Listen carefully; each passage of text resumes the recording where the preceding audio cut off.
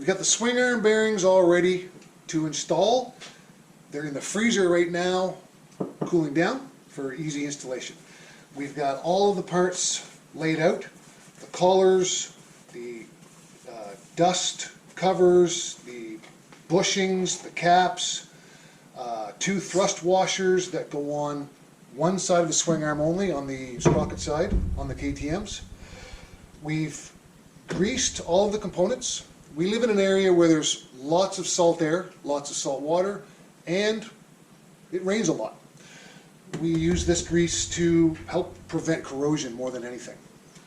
These bearings all came pretty much with a slight coating of grease on them anyway, but we'll redo them. We've got our vise all set up with soft jaws, and I've already gone ahead earlier and put some never sees throughout the chain adjusters. Everything's in place. We've got the bearings situated in with the spacer or the socket we're using to press it, and we're just slowly, you'll feel that sliding home. If you feel any binding whatsoever, back it off. If it's canted, crooked, not straight, cockeyed, stop. And that does happen. So we're just going to go in slowly until the socket basically stops, so we can take a look out and have a look and see where we're at. We've got the sprocket side bearings pressed in, and we're putting the 2 thrust washers in on the sprocket side swing arm only. There are no thrust washers on the other side.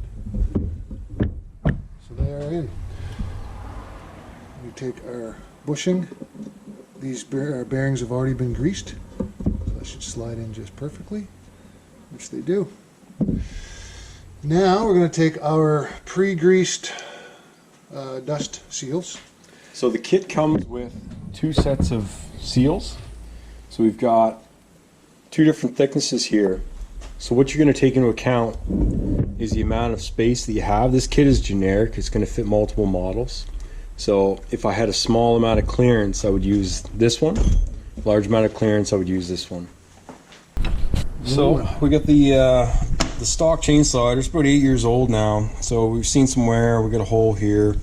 So you look at the difference between the 2 of these side by side and the thickness thereof.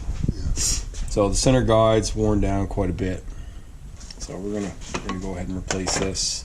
Is this a TM? No, this is a Polysport. Oh, nice. Yeah. Good stuff too. Nice thick material.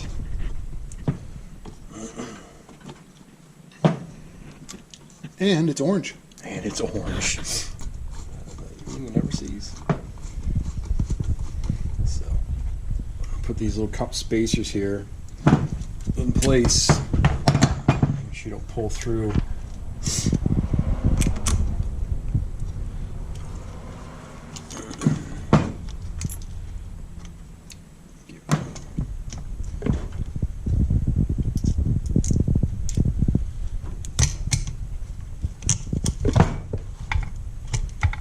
Takes up a lot of real estate, doesn't it? It does eat up a lot of real estate. There we go. So, relatively small holes here. It's going to require a lot of torque on it, but just let the thread lock do its thing.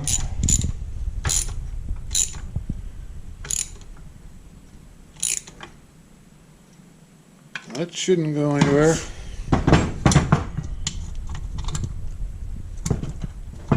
Ever.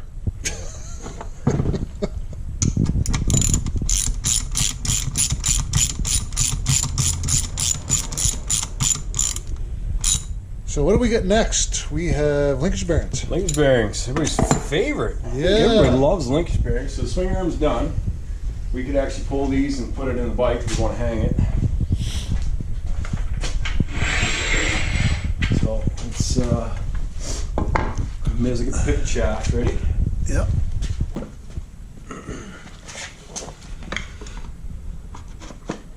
Perfect fit. Nothing like new bearings, eh? Mm.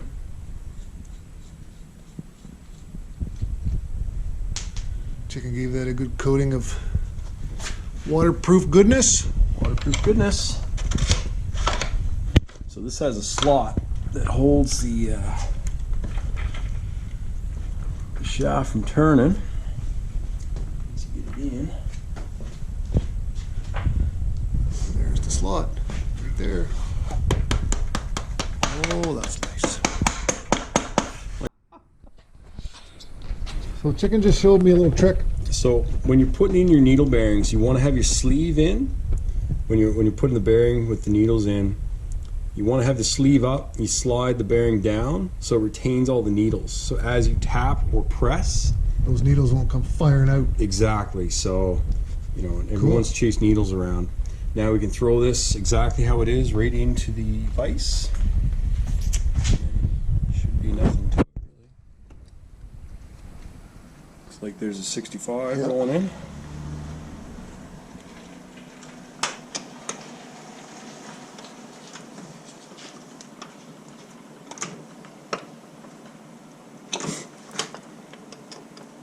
Okay. So bearing sleeves and dust Yep. Dust seals seals are in. are all in. Collar's in, so they're all good to go here. So.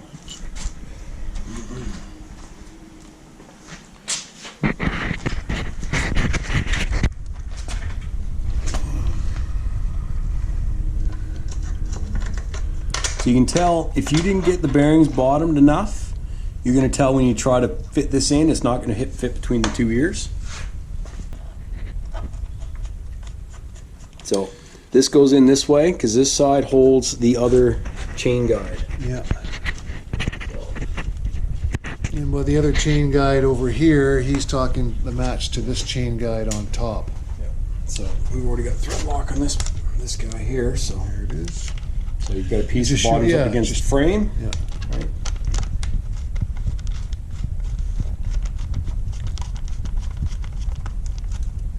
Nothing to it. That's it. That's it. That's all.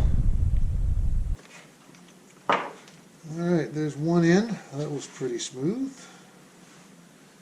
He's, yeah, he's good. I'd say he's good.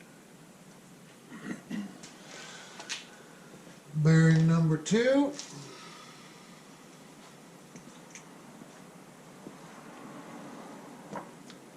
You press on the flat side. Just take your time. Flat side it is.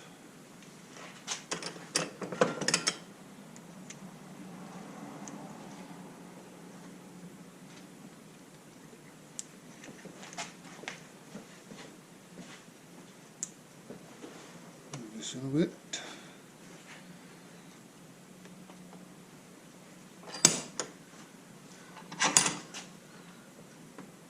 Oh yeah. Home is the way.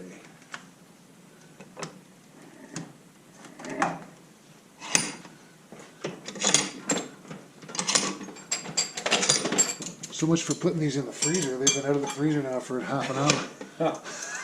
Yeah, slide right in though. They are sliding right in. And that guy's in. Number 2. Always need to be mindful of those needle bearings falling out, popping out, and being lost very easily. If these things are even slightly Easy to bend. off cue, yeah, they're easy to bend. So again, take your time.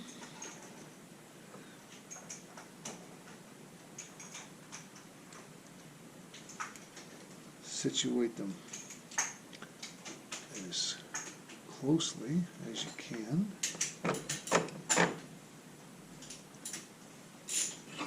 And that's the feeling of goodness right there.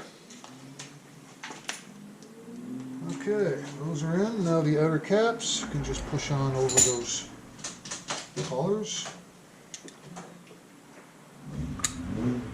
And we have Mario Andretti going there. Yep. We have one linkage bearing all set. That's it. All right, So we'll hook the dog bone up to this guy first.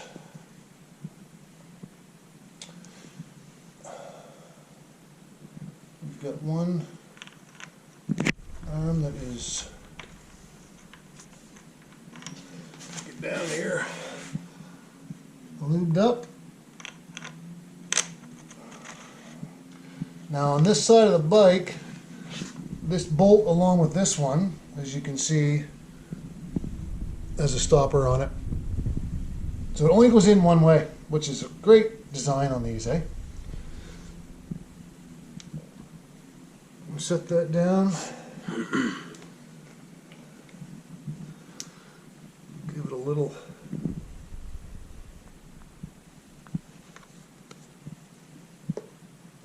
Loctite.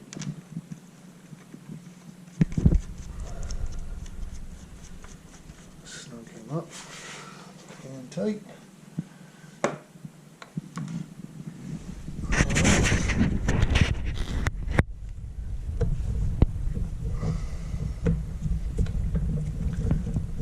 This guy.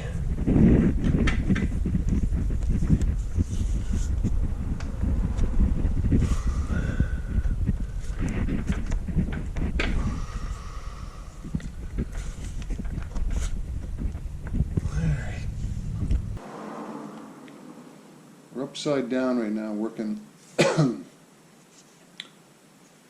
with gravity on our side. So we're going to see how that helps us.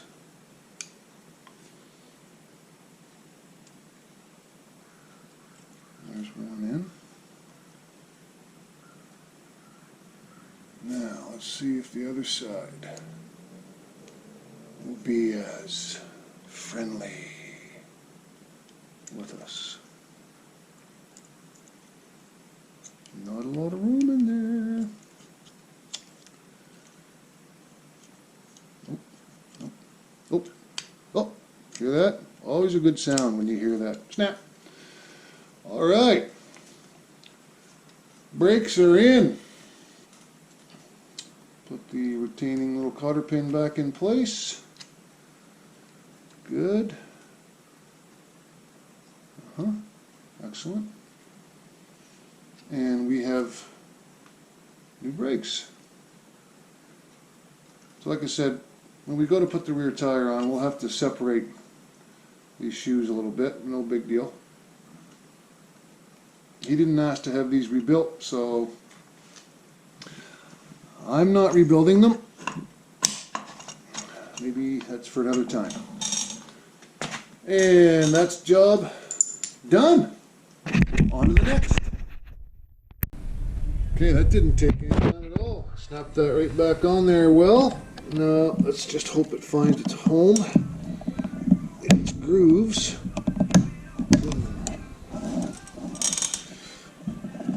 There's one, there's two. Excellent. So snap ring is in place.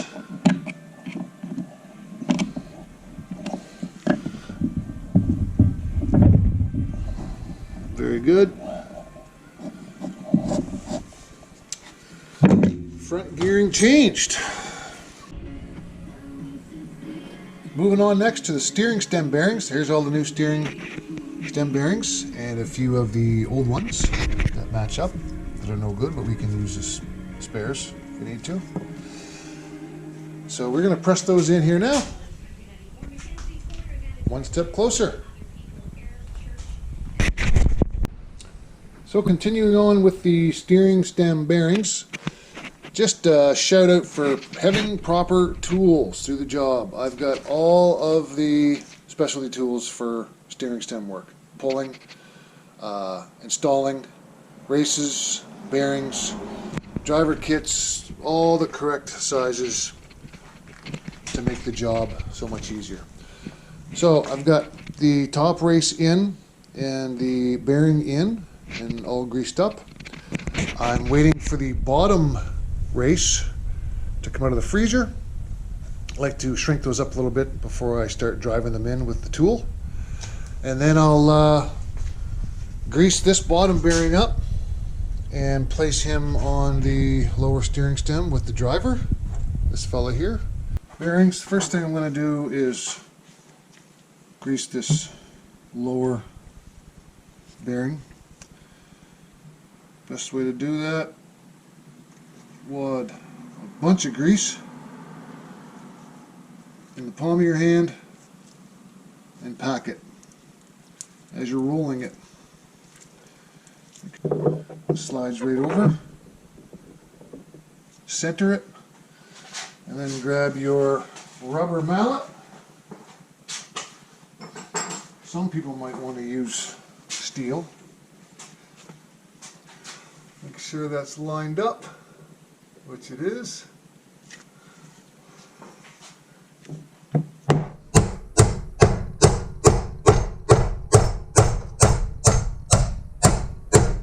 Once you start to feel it go, it'll give way, and then the sound will change once you reach bottom. And that is good. I even said stoppers on that side, and I went right by them. Boom. Okay, that's up. Now we're going to stick this here. We're going to grab this guy, put him over there, grab this fella, put him there, grab this guy, put him down here.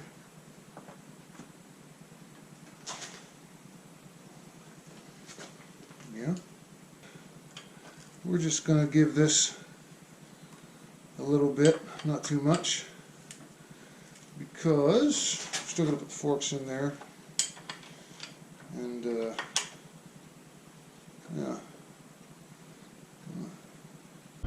Good morning, continuing on with the KTM 150 SX rebuild.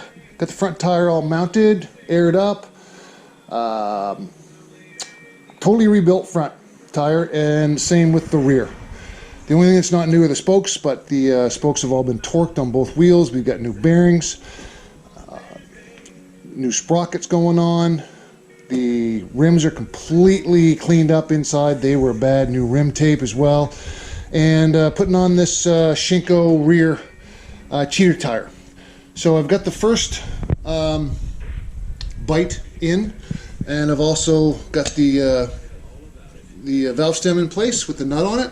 So now it's just a matter of spooning in the rest of the tire and making sure we get the valve stem or the rim lock situated properly. Then we'll air it up and test it out. So I preach this always for years to everybody. Lube is your friend. Lots of it, especially if you're in your shop and you've got lots of it. Use it. That's what it's there for. Out in the trail, I always try to take a little something with me, whether it's Vaseline or a little thing of grease or a little small spray bottle of WD-40 to repair out in the trail to make this easier to work around. So that's me.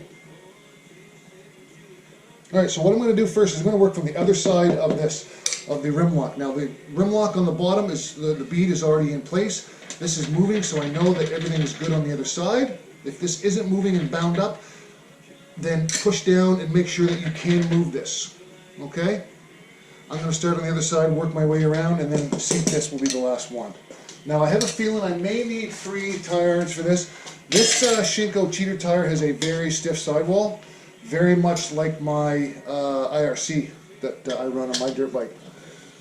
So we'll see. So you don't need to take super small bites at the very beginning, because it should pop on fairly easy. And using 3 tire irons is definitely helpful. Now, be careful about pinching the rim here. I don't like to jinx myself, so I'm not going to say a word, but it has been done. Anyone who changes tires any length of time will tell you they have pinched a rim, and it's usually the very last bite of the rim that you're putting on. At least that's the way it is with me. Now I'm putting pressure on the other side of the tire to set it down into the bead of the tire, or the center of the actual rim. And now I'm starting to take little smaller bites on this side, pushing down on this as I go, and getting my way, working my way up to the rim lock.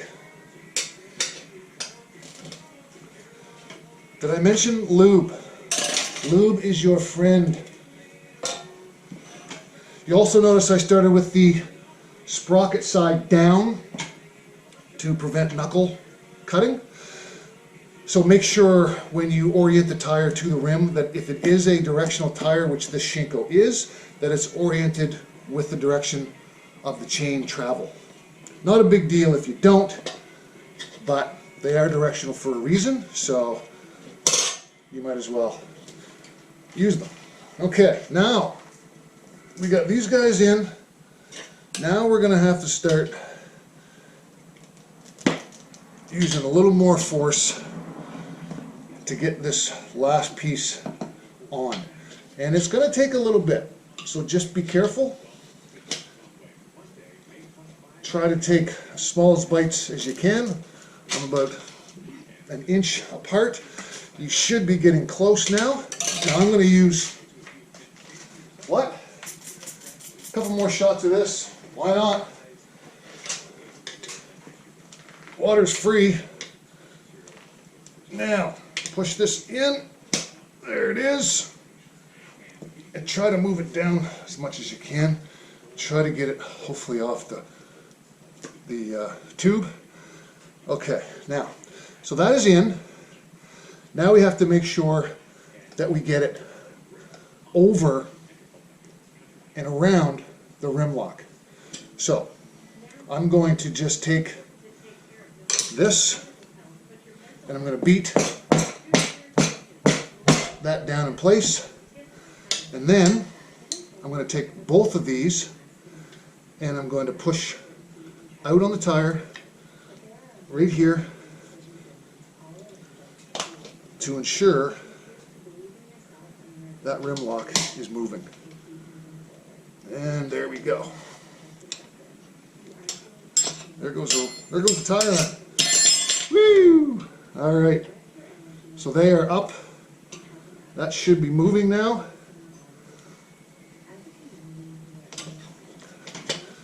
Now you take that off. Check the other side. Now back this off some so that you can push it freely, which I can. Lots of lube in there, that's why that's working well. The tire's on. I'm going to do that with the vise with soft jaws and the proper sized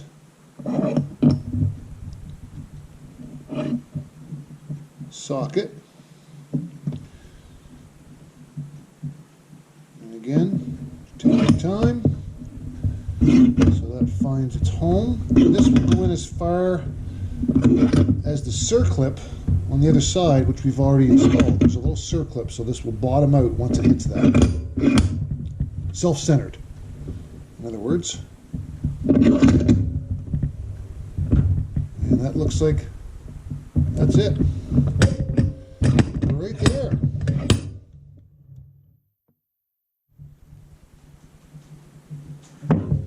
Good. And now we just have to install the other circlip.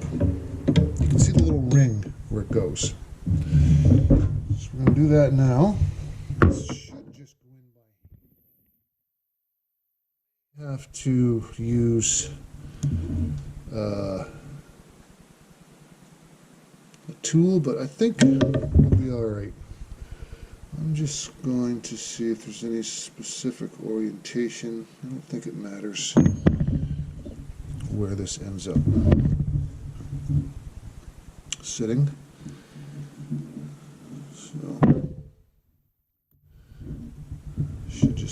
its own home. You'll hear it click. Click. There we go. That's in. Brand new bearing. And these bearings also come with a small dust seal and an outer cap. So I'm just going to put that dust seal in here. Press this cap on. Good to go. This seal in. It's already been greased a little bit, so we're good there. Just push that on. Nice and snug, not too much. Put the outer cap in. We are set. And we're getting there. So we got the rear shock on. Sorry I didn't document any of that, but I mean, after I did the top shock bearing, it's just a matter of mounting this up high and low and sticking the bolt through. So that's about it. Rear tires on and mounted. And I did take the carb off, or the carb was already off, and cleaned it, took all the jets out, blew through everything, compressed air, and cleaned it out with some carb cleaner, and gave it a little wash and put it back in. And what else we got going on here? Get the throttle back on. So that's it for now. Time to go cook some steaks on this beautiful Friday afternoon. Talk to you later. I've got all the bolts in place temporarily, and then I took them out to throw a little Loctite on them.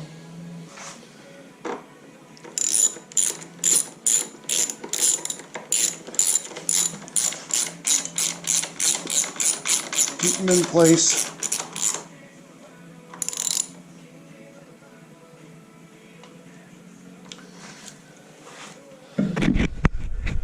Got the back of the carb boot on to the airbox.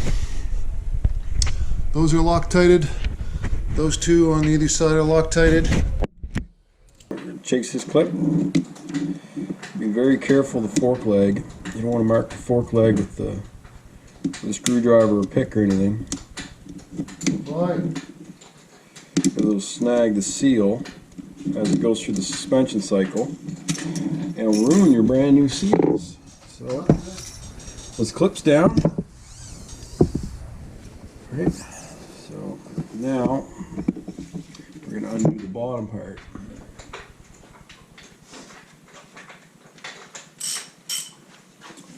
So this has a little dust cap, this little guide, right here. So you just pry it out with a screwdriver. And then this is going to be a 19mm wrench. See if we can cheat using the vise. Jam an extension on this to make it easier.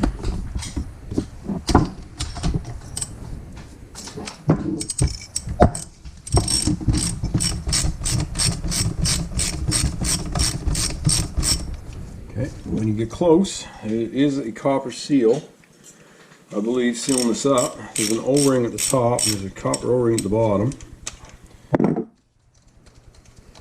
And you want to take it off the bench because it's going to leak oil all over the place as soon as you get this puppy out.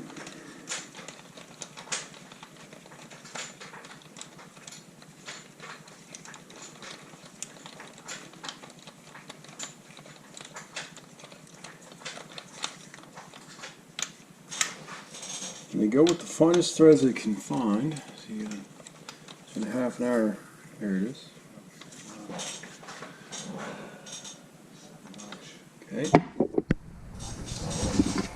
And use our damper rod holder here.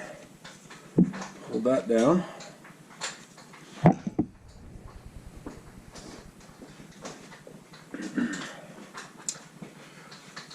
we're going to take, I know it's hard to see, just bear with me.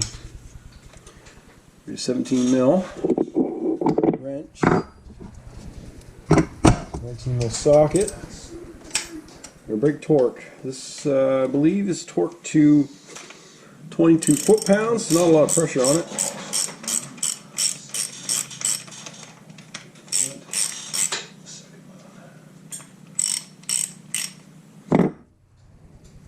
Okay, this has your inner damper rod in it. So lay everything out.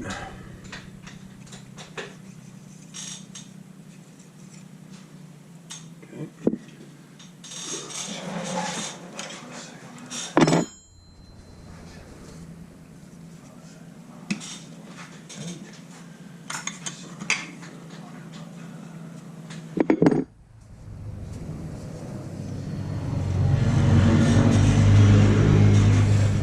Busy night out here. Yep. All right, we're gonna dump out the fluid. It's in there.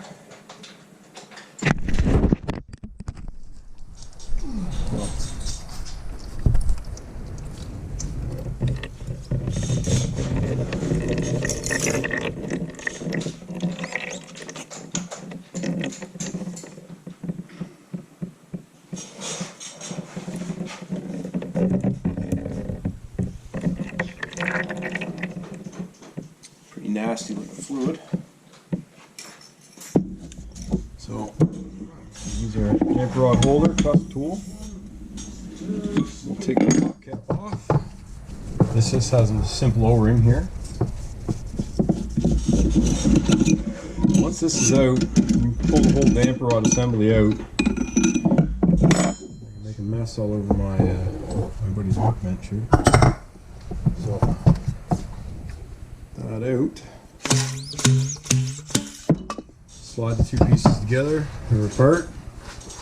Spring spacers.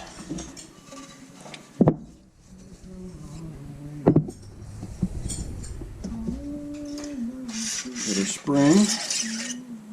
All the oil that didn't come out. That's what you have. You got your bushings, your fork bushings here. There's a seam right here. So you just put a screwdriver in carefully, and you rotate it.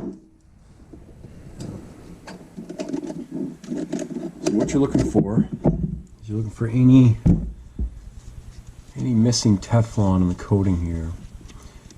It's incredible. 8 years. It looks good. Looks really good.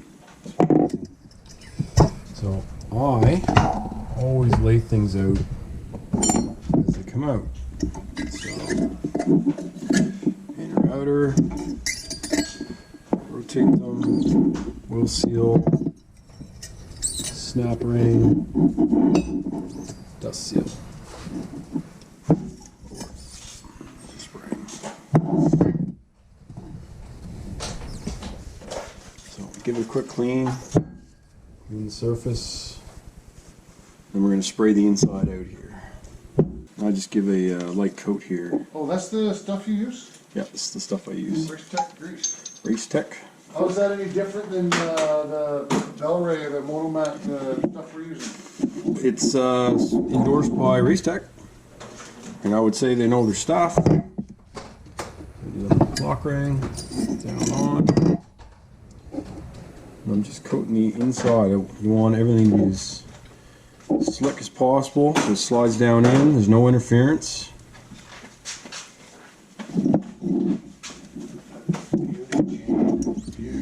Dan's quite happy with his performance there. So pull it off. 186. So inspect the inner Teflon. Slides down.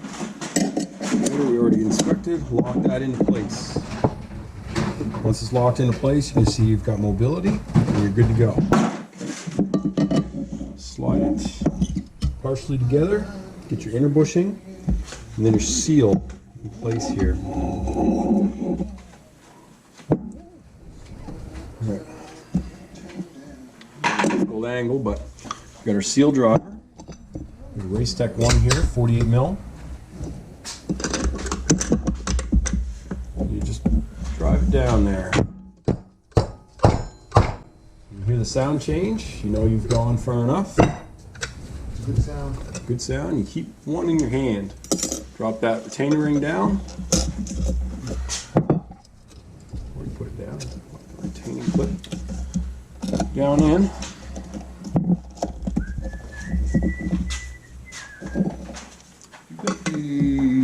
Slide that down. You're gonna hear a satisfying click. What? Always do. It's right there. Always inspect that your clip's in place, so I can see that the clip is seated all the way around. It's good sound. It's a good sound. You put your dust seal on. So I'll just draw the fork down, bring it up, inspect, dust seal's in place, everything's clean, nothing to it.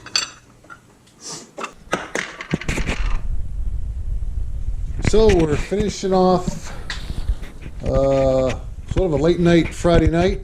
Almost got this back together completely. We discovered that the front brakes were seized. Yeah, Pins were seized. the slider pins.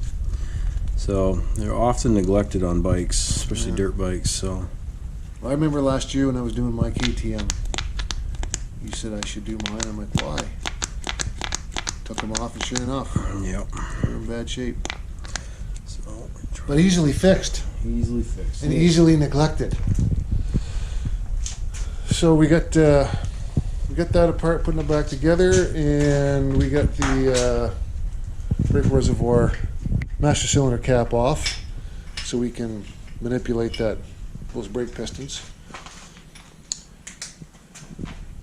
The only thing we're really waiting for now is the air filter and the cage. So we have the air filter, we're waiting for the cage. And everything else is pretty much on. The forks are done, as you've seen in the last video.